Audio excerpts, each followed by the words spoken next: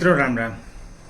KNS का motivational channel से मैं केएन शर्मा आपके सामने।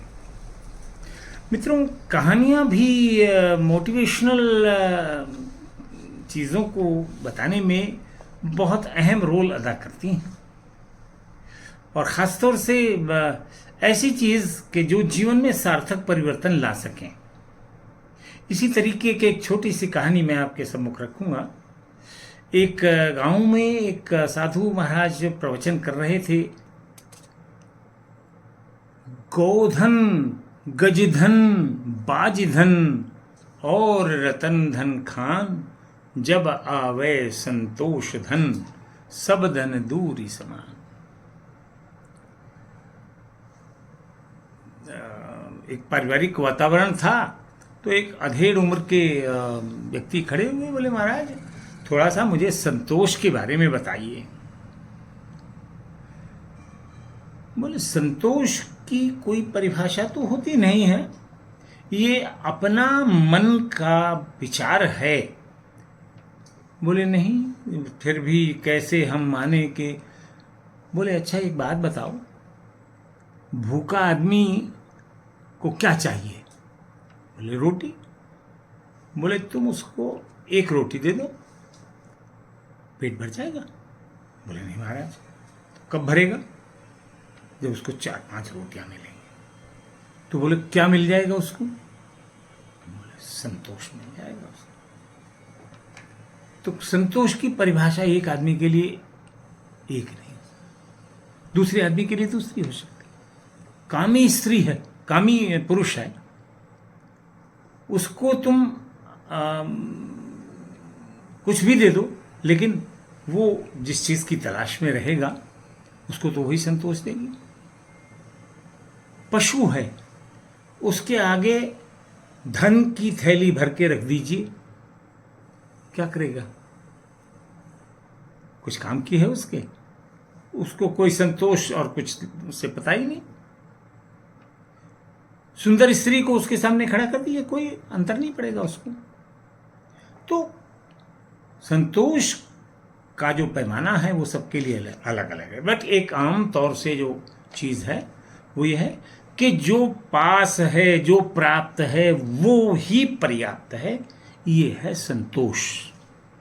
वहां पर दादियां भी बैठी हुई थी, जैसा मैं दादियों का जिक्र करता हूं अपने अक्सर वीडियोस में, कि दादी उस घर का स्तंभ होती हैं। जिस घर में दादियां होती हैं उन्होंने बड़ी तालियां बजाई। और एक दादी बोले महाराज पहले आपने बताया था लाभ और लोभ में मात्रा का ही अंतर है। बोले हाँ, देखो बहुत सुंदर बात निकल के आई है संतोष के लिए। जब संतोष हो जाए तो लाभ,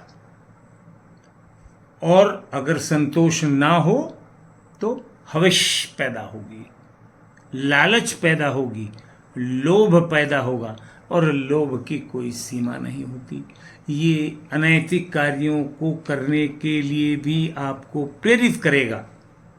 इसलिए लोभ से बचें, जो प्राप्त है उसको पर्याप्त समझें, नैतिक रूप से धन कमाने का प्रयास करें, समाज में गरीब हैं उनको भी सहायता दें, बच्चों के प्रति नरमाई रखें, माता पिता का सम्मान करें। जो साधु महात्मा आए उनके प्रति भी एक ऐसी छोटी सी कहानी याद आ गई। एक वो जो साधु थे उन्होंने ही ये प्रवचन में बताया। बोले एक सेठ थे, उन्होंने एक साधु को बताया, बोले महाराज आजकल मैंने जो है दान देना बंद कर दिया है। बोले महाराज क्यों? बोले ये मिस यूज करते हैं दिए हुए चीज का। बोले अच्छा, तो सेठ जी कभी आपका पेट भी खराब हुआ है? बोले क्या मतलब महाराज? अरे बोले कभी दस्त लगे हों, लूज मोशंस आए? बोले हाँ बिल्कुल। तो बोले क्यों आते हैं? बोले ज्यादा खा लिया था। तो बोले क्या खाना बंद कर दिया? बोले महाराज एक आध दिन तो कर दिया था। नहीं, बंद कर देते हैं जब लूज मोशन आ जाते हैं। तो बोले नहीं। तो बोले अगर व्यापार में जब व्यापार करते हो तो घाटा भी होता होगा। तो बोले हाँ, तो व्यापार बंद कर देते हो। बोले नहीं महाराज। तो फिर साधुओं को धन देने में, साधुओं को सहायता देने में तुम्हें क्यों ऐतराज है? वो जो करते हों सो करते हों, आप अपना काम तो करिए।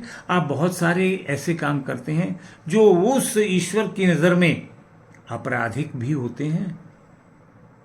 आपके पास सामर्थ्य होते हुए भी आप दूसरे की सहायता नहीं करना चाहते, ये तो ईश्वर के प्रति आपका अनादर है। तो इसलिए ऐसा काम ना करें। मैं अपने ही श्रेणी के ऐसे साधु को एक बता रहा हूं, वो भी कहानी है। गंगा जी में स्नान कर रहे थे, देखा एक बिच्छू तैरता हुआ बहता हुआ आ रहा है।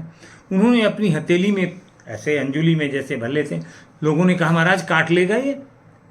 तो बोला जब ये अपने स्वभाव को नहीं छोड़ेगा तो मैं अपने स्वभाव को कैसे छोड़ूं। तो उन्होंने उठाया, उसको जल से बाहर फेंक दिया, जीवन तो बच गया। अरे आप साधुओं को थोड़ा सा दान देने से इतना चिंतित हैं? ईश्वर ने आपको दिया है तो आप दीजिए, वो और देगा। कुएं से अगर पानी नहीं निकालोगे तो सड़ जाता है। ये तो ये दादियां बताती हैं। बहुत जोर से दादियों ने ताली बजाई। तो मेरा एक छोटी सी कहानी बताने का उद्देश्य यही था कि घर के बुजुर्गों के प्रति सम्मान रखिए, इनके पास बैठिए, ये बड़ी अच्छी अच्छी बातें जानकारी देती हैं। और जो साधु समाज है इसके प्रति भी आस्था रखिए, इनको भी मदद की ज़रूरत होती है। ये कुछ कमाई धमाई नहीं करते हैं, इनके पास ज्ञान बहुत होता है। इनको भी थोड़ा सा इनके हिस्से का परमात्मा इनको नहीं आपके माध्यम से देता है। पता नहीं हमें भी हमारे कर्मों का मिलता है। अगर हमारे कर्म अच्छे नहीं होंगे तो आप क्या समझते हैं हम आगे अपने कर्मों के हिसाब से ही तो फल पाएंगे।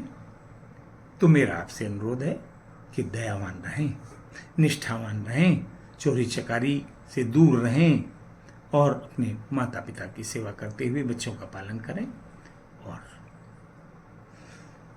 मेरे जैसी आदमी की बातों को अगर आत्म संतोष मिले सुनने से तो इस चैनल को सब्सक्राइब करके लाइक भी करें और शेयर भी करें। बस इतना ही आपसे अनुरोध है। अगली वीडियो तक के लिए फिर नमस्कार, राम राम।